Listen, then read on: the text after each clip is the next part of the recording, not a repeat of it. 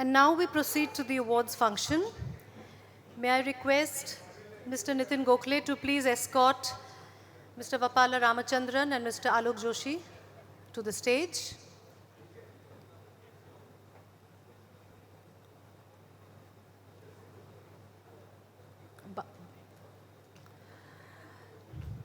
May I request Nitin Gokhale to please escort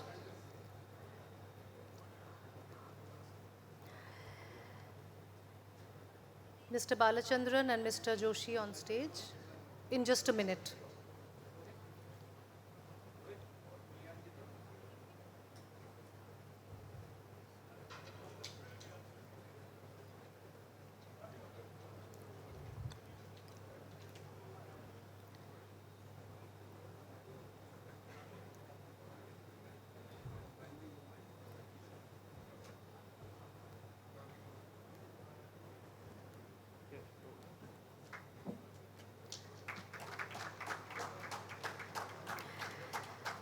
Ladies and gentlemen, BharatShakti's Lifetime Achievement Award was institutionalized in our 8th edition in 2023. But I think the best person to talk about it and to take the session forward is Mr. Nitin Gokhale himself, and I hand over the session to him.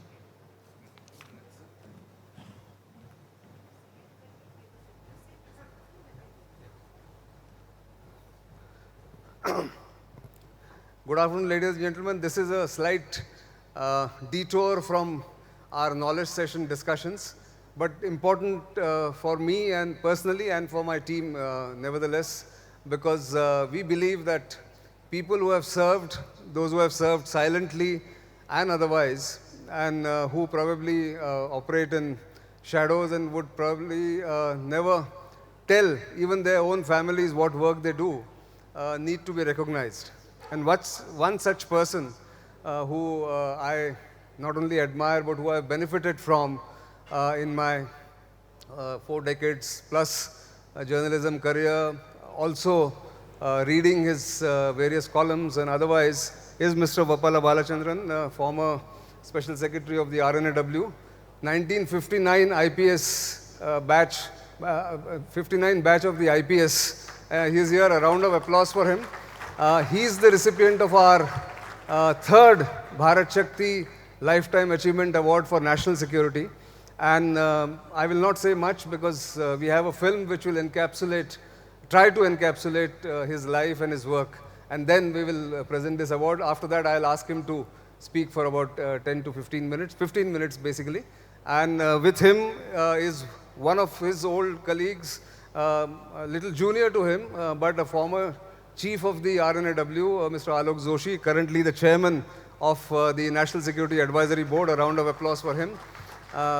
We've known each other also for over a decade now, and that is why I requested Mr. Joshi to come and do the honors of presenting this Lifetime Achievement Award. But let us first see the film, and then we will carry on the other proceedings. The film, please.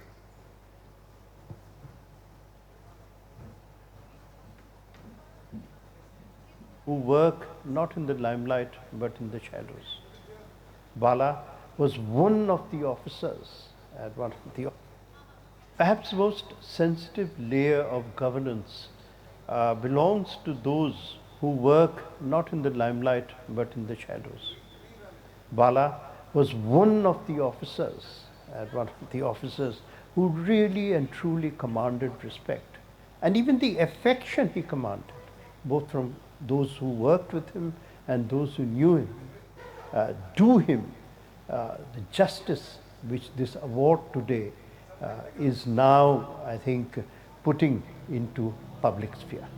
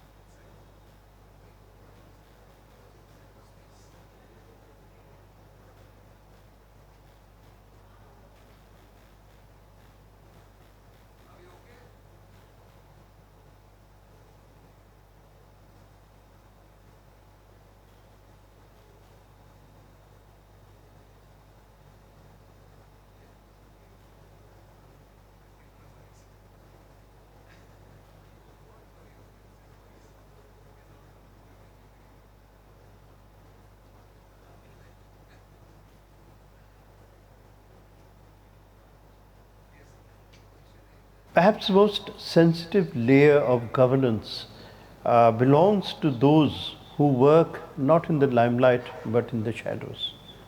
Bala was one of the officers, who really and truly commanded respect, and even the affection he commanded, both from those who worked with him and those who knew him, do him the justice which this award today is now, I think, putting into public sphere.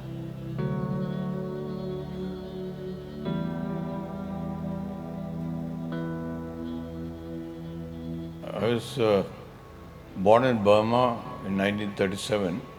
My father was working in the Burmese telegraph department. And then in 1940, we were sent back to India because of the Japanese war, Japanese invasion on Rangoon. Vappala Balachandran's story began with exile. From the quiet lanes of Ottapalam to the halls of Loyola College in Madras, a disciplined mind took shape, curious, composed, and ready to serve. In 1959, he joined the Indian Police Service. From Nashik to Sangli and Wardha, he learned India at ground level, its farmers, labourers, and restless streets. By 1972, Mumbai called, the city of mills and movements, of strikes and Shiv Sena. Balachandran held the line, where law met politics and order was never ordinary. In 1973, he took charge of Mumbai's special branch, modelled on London's, a place where protection met perception. Through the emergency years, he walked a delicate line, duty on one side, conscience on the other. Then came a turn that would define him.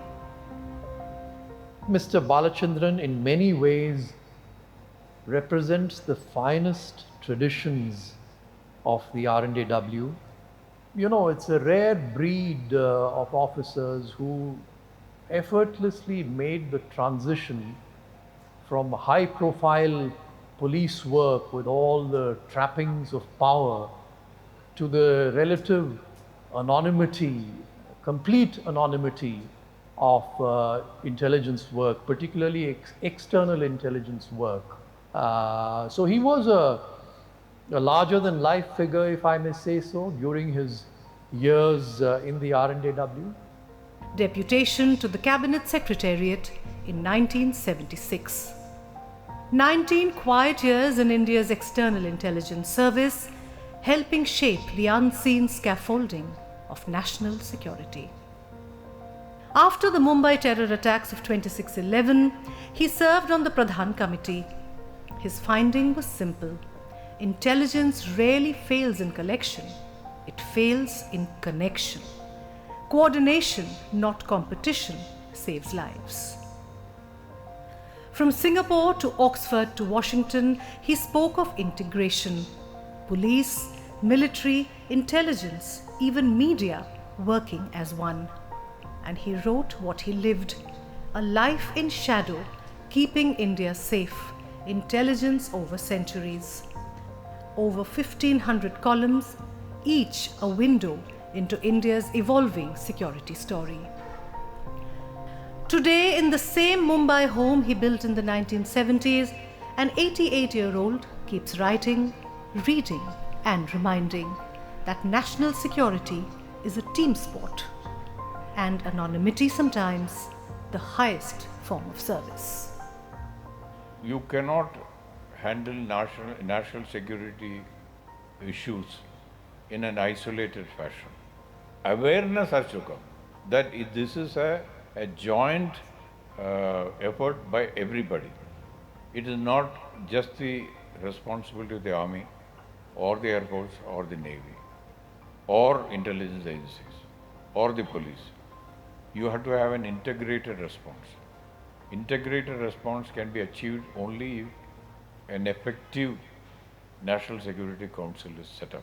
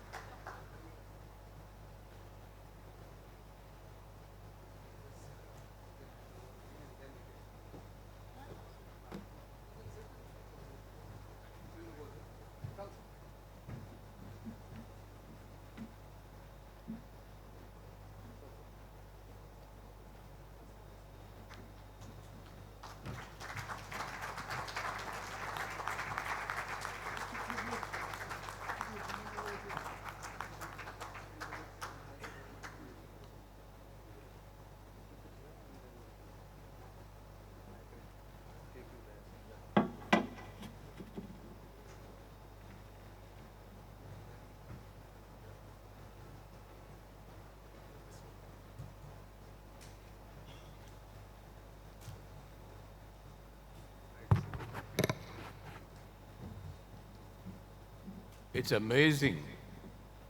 A 3-minute movie over 66 working years of my life. That is from 1959 when I joined.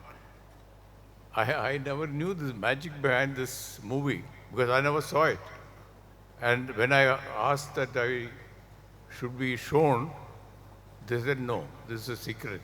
It will be released only on the same day.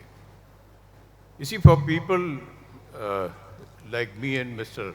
Alok Joshi or Kumar Ramnath and others, we live in shadows, you can say that, and anonymity. We are not used to public speaking.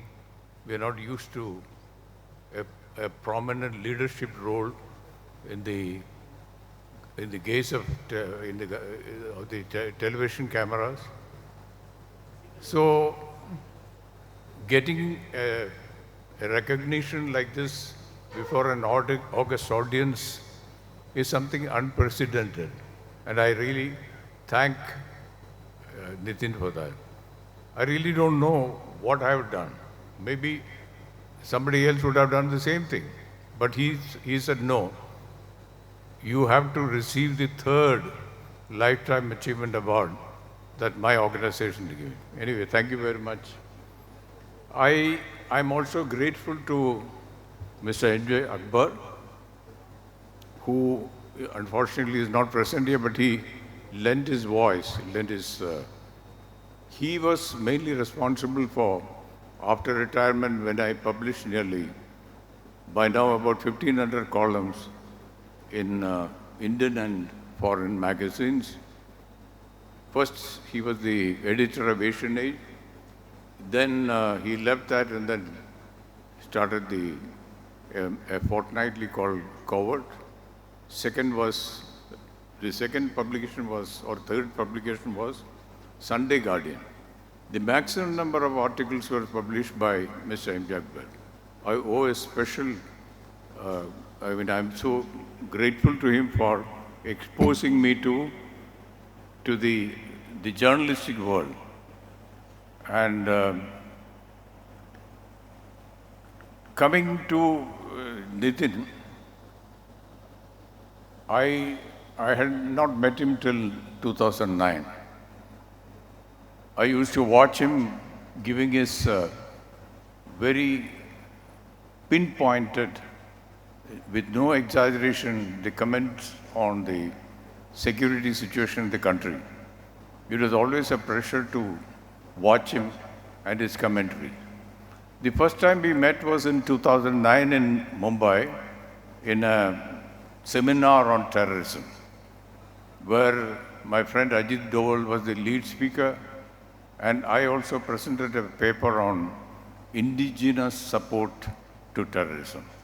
Till then, the entire concentration was on external efforts to whip up terrorism in India.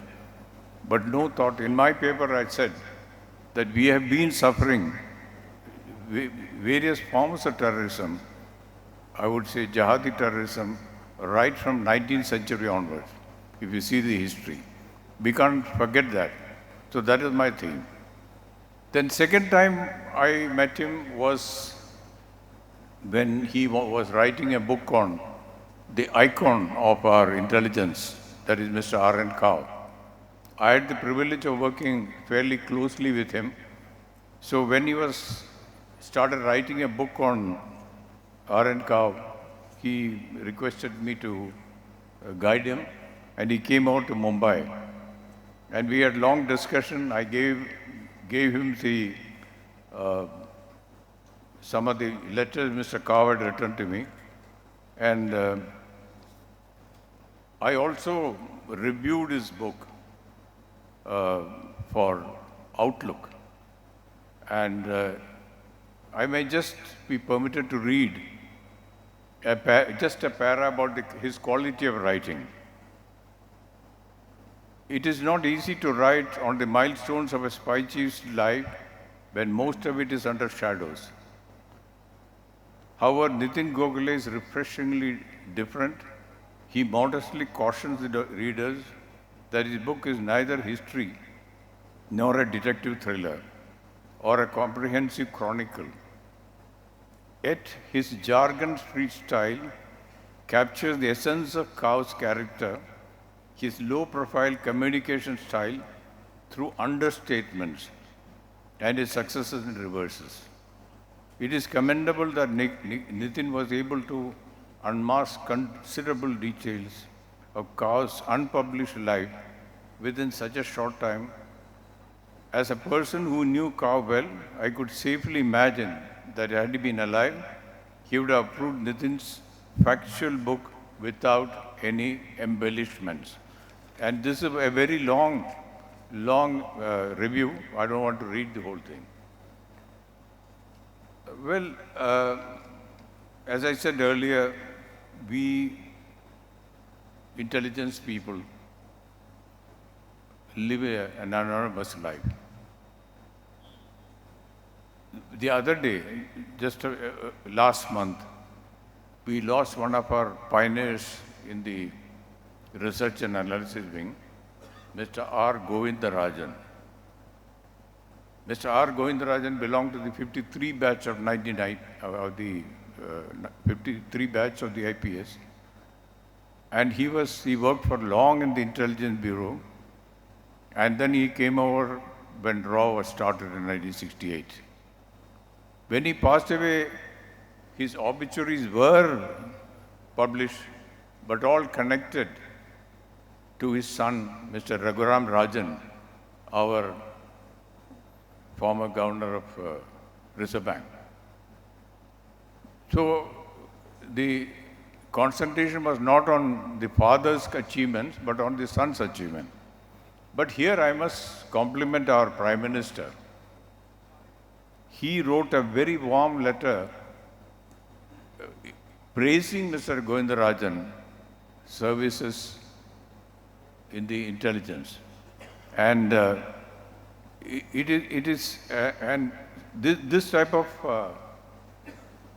understanding by the Prime Minister of a person who retired long ago and passed away in anonymity shows that the present Prime Minister does care for those anonymous security organs that are protecting our country.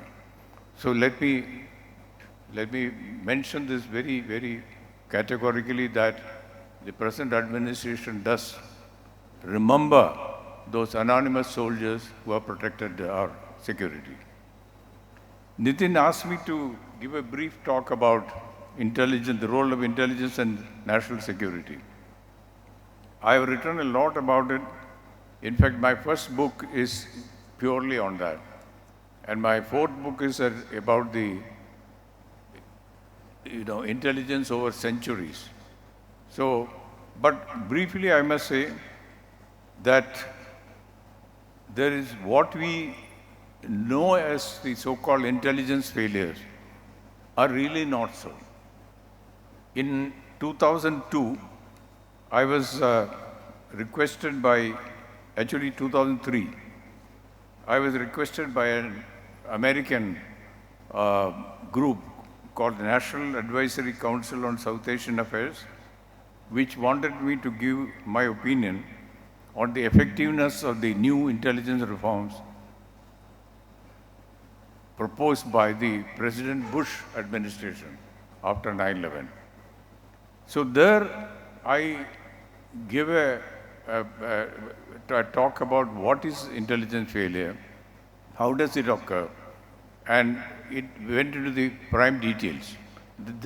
That particular lecture was attended by various famous think tanks, representatives in Washington, like Dr. Stephen Cohen, Walter Anderson is well known in India, then Robert Hathaway, Professor Hussein Haqqani, who later became Pakistan ambassador to America, and others. So there I said, how does intelligence, the so-called intelligence, failures occur? I had said that intelligence cycle involves 8 stages. One is a collection. Second is a collation. If you don't collate properly, you will never be able to retrieve it. Third is analysis. Fourth is dissemination. Be disseminated to the consumers. Then the next step is integration. In my interview also I said the same thing. We have to integrate the intelligence from different sources. And that is the job of the National Security Council or intelligence coordinator. Then the other thing is adjudication. Now what is adjudication? When you give intelligence, there are a lot of gaps. And those gaps have to be filled in. So further intelligence has to be collected. That is what we call adjudication. Then it comes to the policy makers, action, and then review. Now, many cases which we think that were intelligence failures, I'll quote only a few examples. One is the Pearl Harbor attack on 7 December 1941. 2 case studies done by 2 universities of the Army's think tanks said that enough indications were available with the then government of the United States that such a surprise attack was coming. But yet there was a failure on the part of the executive organs to take preventive action. The second case that was discussed by me was the 6th October 1973, the first phase of Yom Kippur War. Much before the 2023 attack came, Israel was attacked by the combined forces of Egypt and Syria in what was supposed to be a surprise attack. But actually it was not though. Mossad had the intelligence, had forewarned the army intelligence, but somehow due to some reasons, preventive action was not taken. Third is still more serious. 23rd October 1983, Beirut Marine Barracks attack. There, nearly 400 US Marines died in what was a huge explosion outside the Marine Barracks.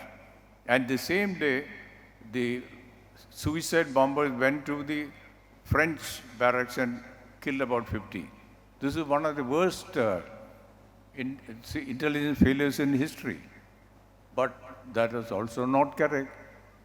What happened was that 20 years later, the families of the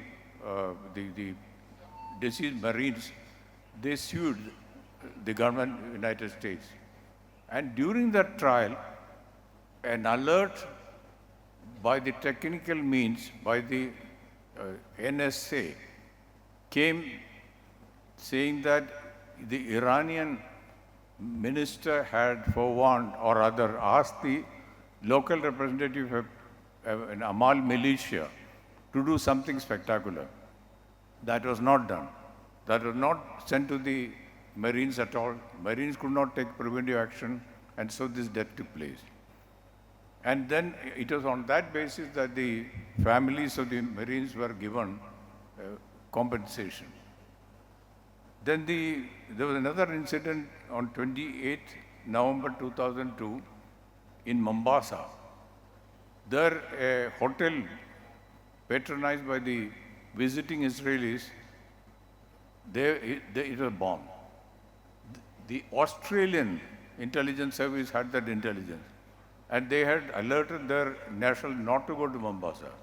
But somehow the Israel could not alert their citizens at all. So as a result, some people died. Then the last one, I have in fact various other incidents, but I don't want to waste your time on that. The last was 15th August 2021, the sudden collapse of Ashraf Ghani regime in Afghanistan. There also prior intelligence was available, but it could not be prevented.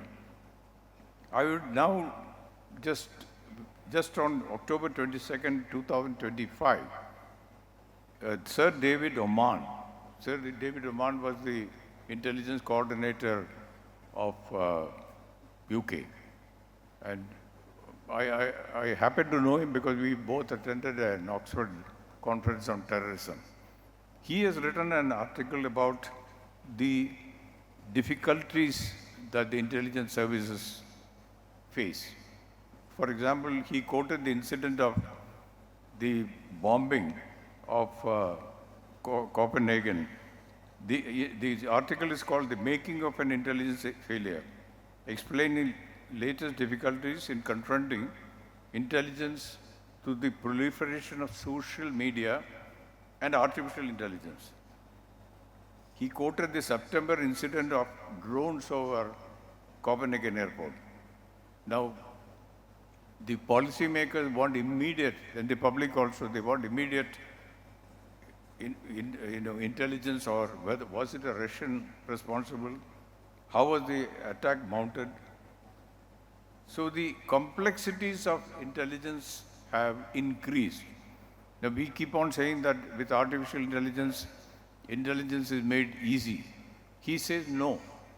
And that is because it again goes into the expectations of the consumers, expectations of the government have risen. If artificial intelligence can do, why can't you give the accurate intelligence? He argues on this, saying that this is not possible. It's being made very difficult. So in future, you will see, Nitin, that even with artificial intelligence, you will find it very difficult to give pinpoint intelligence and satisfy this. The expectations have increased. So, but unless we work very hard, we will not be. See, what he is now saying, to be most useful, this analysis should not present the most likely course of events. I am talking about future intelligence, but also flag up strategic notice of less likely but potentially more serious long-term developments. So the expectation from intelligence services to guard the national security has risen. So the intelligence agencies have to sort of satisfy them. Now what he says is that even when governments do not have the power to prevent anticipated threats materializing, they may be able to take mitigating action to try to reduce its impact. If that is done, that at least will go a long way. But finally, he also adds that the MI5 was able to, during the last 1 year, they say that there have been 31 terrorist plots were foiled. And that's a brilliant record. Now, unfortunately, in India, the intelligence services do not come out openly and advertise their achievements. But the government knows. So I'm sure our intelligence services also must have been responsible for prevention of various plots. So I conclude this, and once again, Nitin, I'm not much concerned about whether I'm given any honor by government. In my view, government honors are without any heart. Now, in this case, it has come from his heart, the heart of a good man. I don't know whether I deserve it. I really do not know. Anyway, thank you very much for all the kindness. Thank you for your patience. Thank you.